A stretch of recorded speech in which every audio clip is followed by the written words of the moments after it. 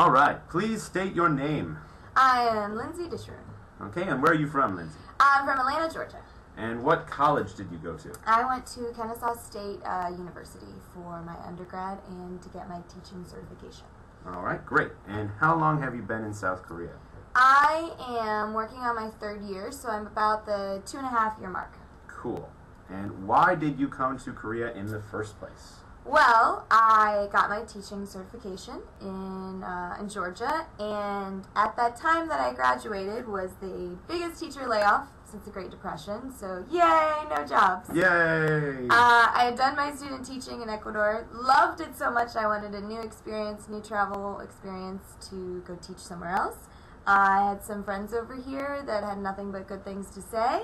They kind of helped me out with getting started and finding a recruiter, and then, as they say, the rest is history. Oh, perfect. Okay. And what are some good things about your Korean experience? I would say Korea has given me the opportunity to go and experience and do tons of new things. I think the last year was like the best year of my life.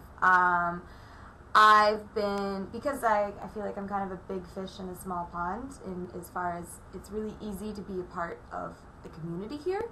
And so there's always art shows and plays and just different things where people are interested in pursuing their interests here that they were back home. And so they're also looking for people to be also interested in those things. Also, besides being able to, debut my acting career, as it were. Yes. I've also, this is how we met. I've also been able to experience the culture. Obviously, Korea is a great place to jump over to a bunch of different countries. I went to 6 countries last year. And on top of that, I feel like it kind of gives you a sense of yourself, as cheesy as that sounds, where if you're living over in another country for an extended period of time, you kind of see what you're made of, and from then on, no one can really mess with you because you feel really good about it. So if that makes any sense. Yeah. So how would you compare your Ecuador experience to your South Korea experience? For Ecuador, it was obviously different for some obvious reasons. It's a lot of obviouses. 1, I was only in Ecuador for 4 months. 2, I was doing my student teaching, so, I was still in university. But I would say overall, the kids are really different. It's a different culture. It's very different, and so that is something I've had to take into account when teaching. I've had to differentiate my kind of instruction there. Also, I feel like the people, some of their values are a little bit different. Not values, just some of the interests they pursue, I guess. I feel like in Ecuador, a lot of times they're not as stressed as we're in Korea. They want to do a really good job and they want to represent themselves well for doing a good job. And so they're going to be kind of stressed about making sure their job is on par.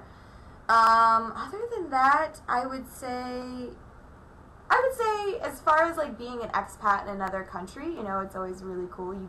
In both countries, I got to meet people from all over the world and kind of experience Ecuador or Korea through someone from Switzerland, see it through their eyes. And overall, a traveling experience, even if you go to like one little place, you'll meet someone from somewhere else, and then it inspires you to go somewhere else. And it's just like this catalyst that keeps on going. Once you get the bug, you got the disease forever. Oh gosh. I hope I don't have the disease. You do. Oh no. All right. What are some difficulties you've had over here in Korea? Again, as it's a blessing and a curse, the whole cultural difference. So it is difficult at first to kind of feel comfortable sometimes with the Koreans. Sometimes they will say, "Oh, you've gained your weight," and that's not always fun to hear on a daily basis. Or kids will ask if you're pregnant sometimes. Oh. You kind of have to be secure in yourself and like just brush past that. I would also say, it's not easy always finding what you want, especially the comforts at home. I love to cook, And, you know, you kind of have to go on this mission to find dill seasoning or you know, your favorite pair of shoes that fit just right. Other than that, I just feel like you kind of need to make sure you're not in that black hole pitfall where you get really homesick and you do nothing healthy to help yourself out of that hole. So I feel like that's a difficulty a lot of people face, and I personally faced, and that's why I have so many hobbies. You know, you kind of have to keep going. All right, you got to entertain yourself. Absolutely. Okay.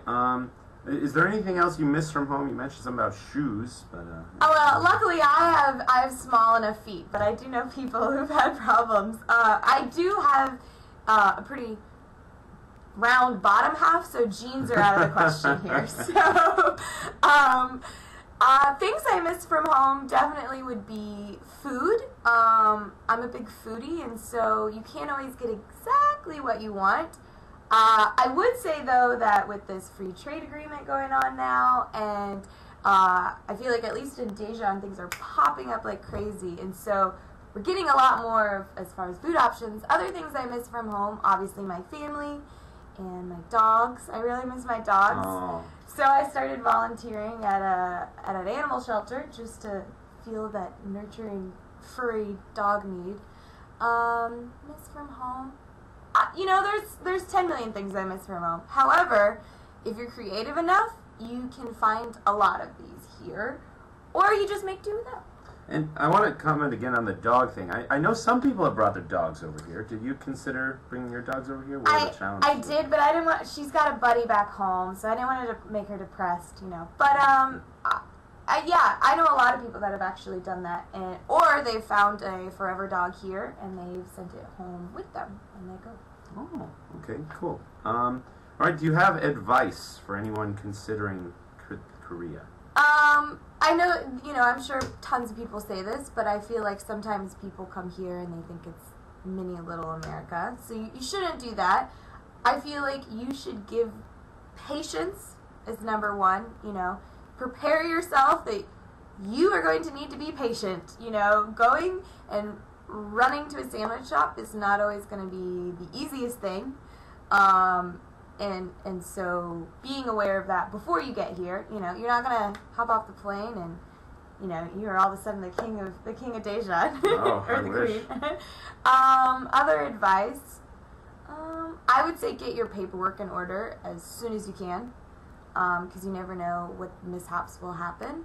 And I would say the first time you bring a bunch of stuff over here, for me personally, I don't know if this is the best advice, I would say is bring as much of the comforts as home Oh, as you possibly can that will allow, the airlines will allow you in 2 50-pound bags. so you pack it all the way. I pack it all. The second time you go back home, then you come back here, don't bring so much crap like I do. But the first time, like, don't be afraid to bring some things you really love, because I feel like in the long run it'll make you happier. Oh yeah, I know. Should have brought more Reese's Pieces. I was thinking Velveeta. Oh, Velveeta, yeah.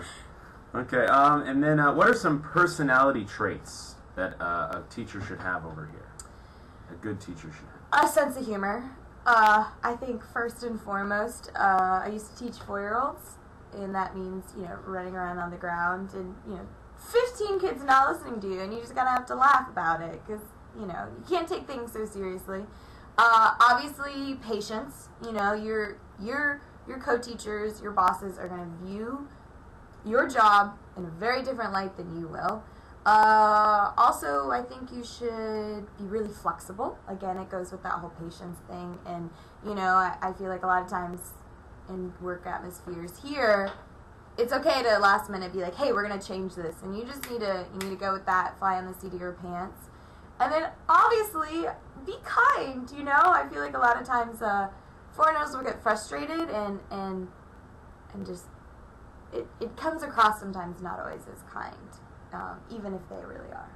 You've had an experience with a couple different age groups. What Yes. is your preference for teaching in age groups? Yes, I've taught babies, kindergarten, elementary, and then university.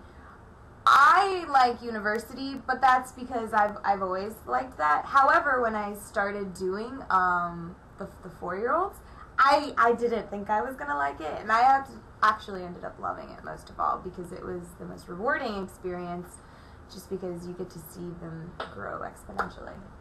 Okay. And then you mentioned earlier all the traveling that you've gotten the opportunity to do here. Yeah. What's the highlight of your travel experiences? Oh, that's so hard. That's a good question. It was all good. It was amazing. I out of the 6 countries, I have a top 3. Okay, well, that's I would say Hong Kong is a beautiful city, and another really cool, lively Asian country. Again, and then this past winter, I went to Southeast Asia, where in Thailand the beaches, of course, are beautiful. It's a top spot for that, and I'm a sucker for good beaches. I did my scuba diving certification there. Cool. And then Cambodia's got a really a bunch of interesting history and culture, and see Angkor Wat, and then go on an isolated island, where it's untouched beaches for 6 kilometers. You can't complain about that.